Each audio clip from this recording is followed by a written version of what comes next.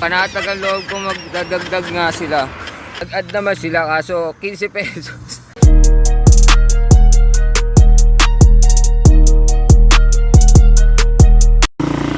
So ayan mga chong, mga papsi, na-drop off na natin yung malolos natin, yung dalawa.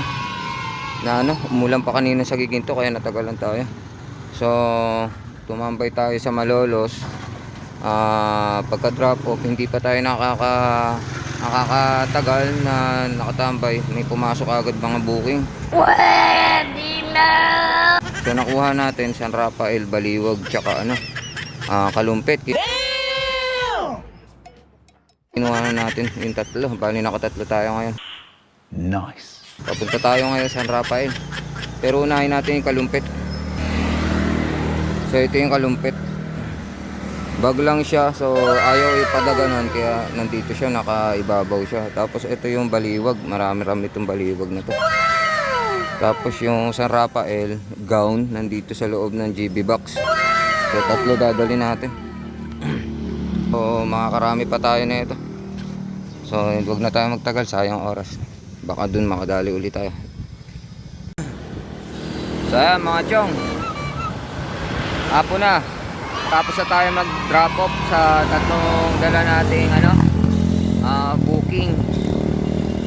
Yung isa Kalumpit, yung isa Baliwag, yung isa naman sa Rafael, natapos na natin.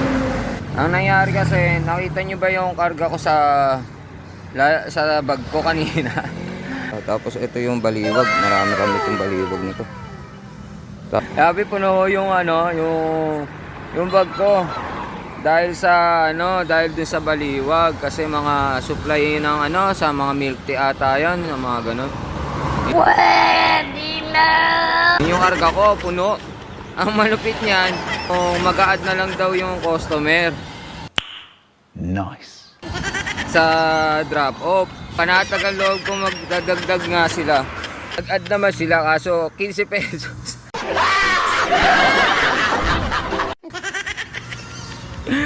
Diyos ko po, ang dami-dami, mabigat din eh. Ang layo pa. Hindi na lang siya nagsabing mag-a-add siya. Nung inabot sa akin yung pera para ko hatakin sa puso. Ang customer talaga, oh. Basta makamura lang. Hindi ako makamove on.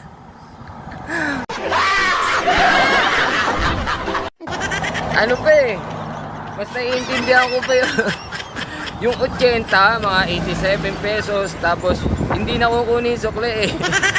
Yung sa kanya matindi. Nagsabi pa siya na mag-add siya eh, 15 pesos lang pala. Grabe, sakit sa ulo ng mga customer. Yung mga ganyan, pag napikon ka, talo ka. Lalo ka may stress. Diyos ko po, grabe. Ang tindi mo. Ngayon, balik tayo sa sa totoong buhay.